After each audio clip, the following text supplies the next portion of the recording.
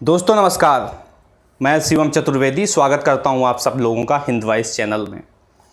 दोस्तों जो मैं खबर अभी आप सब लोग को सुनाने जा रहा हूं, उस खबर सुनाने के पहले मैं आप सब लोग के सामने राहत इंदौरी की 4 लाइनें पेश करना चाहूँगा। आप सब लोग इसको बड़े गौर से सुनिए, क्योंकि आगे खबर में आप इन लाइनों को बहुत अच्छे से रिलेट कर पाओगे तत्कालीन स्थिति को देखते हुए। कि लाइनें कुछ इस तरह से हैं कि लूट मची है चारों ओर सारे चोर, लूट मची है चारों ओर सारे चोर, और एक जंगल में लाखों मोर सारे चोर, एक जंगल में लाखों मोर सारे चोर, और झूठ नगर में रोज़ निकालो मौन जुलूस, झूठ नगर में रोज़ निकालो मौन जुलूस, कौन सुनेगा सच का शोर सारे चोर, कौन सुनेगा सच का शोर सारे चोर। तो दोस्तों खबर कुछ इस तरह से है कि दिल्ली में जब पूरा लॉकडाउन ओपन कर दिया गया और सारे कामकाज चालू हो गए, तो सबसे ज़्यादा किसी को परेशानी उठानी पड़ रही है अगर किसी को, तो वो जो मिडिल क्लास वर्कर हैं, जो डेली अपने ऑफिस जाते हैं, डेली अपने काम पे जाते हैं, और जो वर्कर हैं वो लोग जो जिनके पास अपना कन्वेंस नहीं है, अपनी गाड़ी नहीं है, और बसों से जाते हैं, कैब बुक करके जाते हैं, ऑटो बुक करके जाते हैं, उनकी समस्या बहुत ही जटिल हो चली है। मैं खुद 2-3 दिन घर से बाहर निकला और इस समस्या को महसूस किया, तो फिर मेरे मन में विचार आया कि इस पर एक वीडियो ज़रूर से ज़रूर बनाना चाहिए, क्योंकि जो स्थिति इस समय चल रही है इससे सरकार को रूबरू कराना बहुत ही ज़्यादा आवश्यक है। तो दोस्तों जैसा कि आप सब लोग को पता होगा, मोदी जी ने एक अपने भाषण में कहा था कि आपदा को अवसर में बदलें, आपदा को अवसर में बदलें। तो इसी चीज़ का पालन करते हुए जितने भी यहाँ पे कैब वाले हैं, चाहे ओला हो, चाहे ऊबर हो, चाहे ऑटो हो, इन सब लोगों ने इस आपदा को देखते हुए अपने इसको अवसर में बदल लिया, इस आपदा को अवसर में बदल लिया। और अवसर में किस तरह से बदला कि जहाँ का कन्वेंस पहले होता था 150 रुपये 200 रुपये, उसका कन्वेंस अब होने लगा 350 रुपये 400 रुपये। ये ओला ऊबर का चार्ज मैं बता रहा हूँ। और जो ऑटो वाले होते थे पहले मीटर से चला करते थे, पहले भी मीटर से बहुत कम चला करते थे, अब तो सवाल ही पैदा नहीं होता। एक मुट्ठ उनकी डिमांड होगी, जहाँ पे 100 रुपये लगता था, 120 रुपये लगता था, 200 रुपये 250 रुपये की डिमांड करते हैं। अगर आपको जाना है तो जाइए, नहीं जाना है तो मत जाइए, सीधा सीधा उनका ये जवाब होता है। तो लोग क्या करें, लोग तो परेशान हैं, उनकी मजबूरी है, क्योंकि उनको ऑफिस पहुंचना है और ऑफिस पहुंचना उनके लिए बहुत ज़्यादा ज़रूरी है। और ये समस्या क्यों खड़ी हुई है? ये समस्या इसलिए खड़ी हुई है क्योंकि दिल्ली में तो पूरा लॉकडाउन ओपन कर दिया, पूरा कामकाज चालू हो गया, ऑफिसेस खुल गई, जो यहाँ की वो IT कंपनीज़ हैं वो सारी खुल गई। लेकिन दिल्ली की जो बस सेवा है, एक तो बस सेवा दिल्ली की पहले ही बहुत ही अपने ख़राब वक्तों से गुजर रही थी। दिल्ली की जो बस सेवा है काफ़ी जर्जर है, आप सब लोग को मालूम है।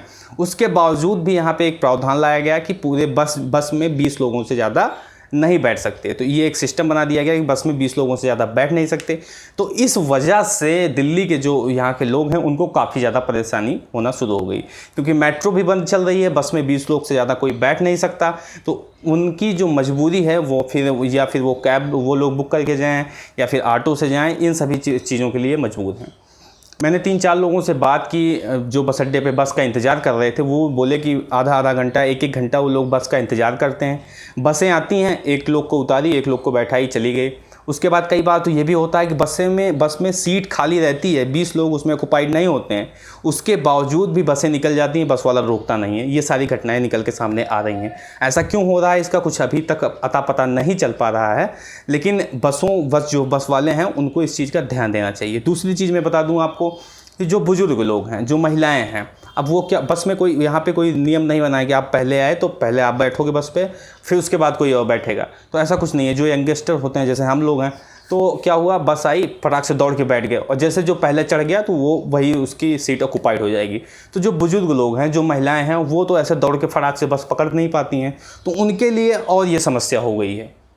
तो ये जो समस्या है ये काफ़ी ज़्यादा यहाँ पे दुर्लभ होती चली जा रही है और लोगों को समस्या का सामना करना पड़ रहा है।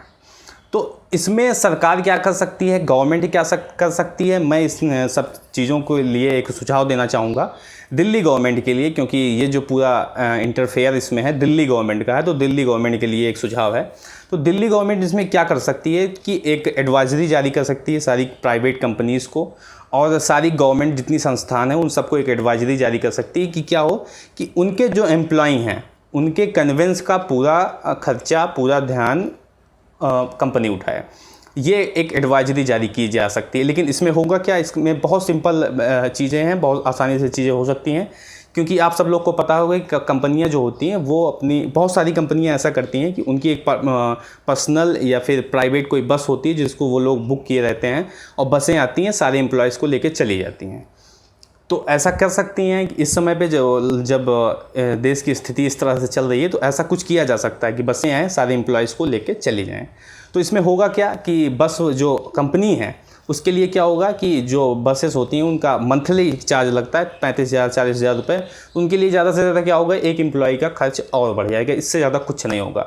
लेकिन अगर ये आम जनता के ऊपर होगा तो उनकी क्या समस्या होगी, वो डेली जा रहे हैं 500 रुपये 600 रुपये खर्चा करके, अगर मंथली चुने तो ये लगभग 10 से 15,000 रुपये के आसपास पहुँच जाता है। तो जिन लोगों की 15 से 20,000 रुपये सैलरी है वो इतना कन्विंस कैसे ऑक्यूपाई करेंगे, क्योंकि ऑफिस पहुंचना है उनको, किसी भी हालत में पहुंचना है। अगर लेट पहुंचेंगे तो डांट सुनेंगे, एक दिन 2 दिन डांट सुनेंगे, तीसरे दिन उनको ऑफिस से निकाला भी जा सकता है। बहुत सारे लोगों को निकाल भी दिया गया। ये सारी चीज़ें हो रही हैं। और दूसरी चीज़, जो गवर्नमेंट संस्थान है, गवर्नमेंट संस्थान को भी इस चीज़ का बहुत ध्यान देना पड़ेगा कि वो अपने एम्प्लॉयज़ के कन्विंस की व्यवस्था वो खुद करें। गवर्नमेंट जो संस्थान हैं वो अपने एम्प्लॉयज़ की व्यवस्था खुद करें। ये किया जा सकता है, इसमें कोई बहुत बड़ी रॉकेट साइंस की बात नहीं है। और तीसरी बात मैं ये कहना चाहता हूँ कि जो मेट्रो अभी बंद चल रही है, मेट्रो को ओपन किया जाए। अब उसकी ज़रूरत पड़ रही है, क्योंकि लोग अब बहुत ज़्यादा धक्के खा रहे हैं, बहुत ज़्यादा परेशान हो रहे हैं कन्वेंस की वजह से दिल्ली में। तो मेट्रो को चालू कर दिया जाए। जिस तरह से बस में सिस्टम बनाया गया है, 20 लोग से ज़्यादा एक बस में नहीं बैठ सकते, तो ऐसे कुछ सिस्टम बना दिया जाए कि एक बोगी में 30 लोग 40 लोग, जैसा जो भी ठीक लगे उस हिसाब से बना दिया जाए, सोशल डिस्टेंसिंग को नज़र में रखते हुए कि इससे ज़्यादा लोग यहाँ पे नहीं बैठ सकते। तो एक ये व्यवस्था की जा सकती है। अगर मेट्रो चालू हो जाएगी तो जो 40% से 50% की भीड़ है बसों में, वो शिफ्ट हो जाएगी मेट्रो में। तो एक थोड़ा सा स्पेस जनरेट हो जाएगा बसों के अंदर। तो जो ये लूट मची हुई है, कैब वाले हों, ओला उबर वाले और ये ऑटो वाले, जो ये लूट मचाए हैं इस समय पे, इससे निजात पाया जा सकता है एक चीज़। तो इससे क्या होगा, जो मिडिल क्लास वर्कर हैं इनको काफ़ी ज़्यादा फ़ायदा होगा, काफ़ी ज़्यादा ही कन्वीनियंस फील करेंगे इन सारी चीज़ों को लेकर। ये छोटा सा सुझाव था दिल्ली गवर्नमेंट के लिए, ये इसको कर सकती है दिल्ली गवर्नमेंट। तो दोस्तों, आपको ये वीडियो कैसा लगा कमेंट बॉक्स में बताएं। साथ ही साथ वीडियो को लाइक करें, चैनल को सब्सक्राइब करें ज़रूर से ज़रूर, और वीडियो को शेयर करना बिल्कुल मत भूलें, ताकि ये बात जो है दिल्ली गवर्नमेंट तक ज़रूर से ज़रूर पहुंच सके। मिलते हैं दोस्तों इसी तरह किसी और वीडियो के साथ, तब तक के लिए नमस्कार।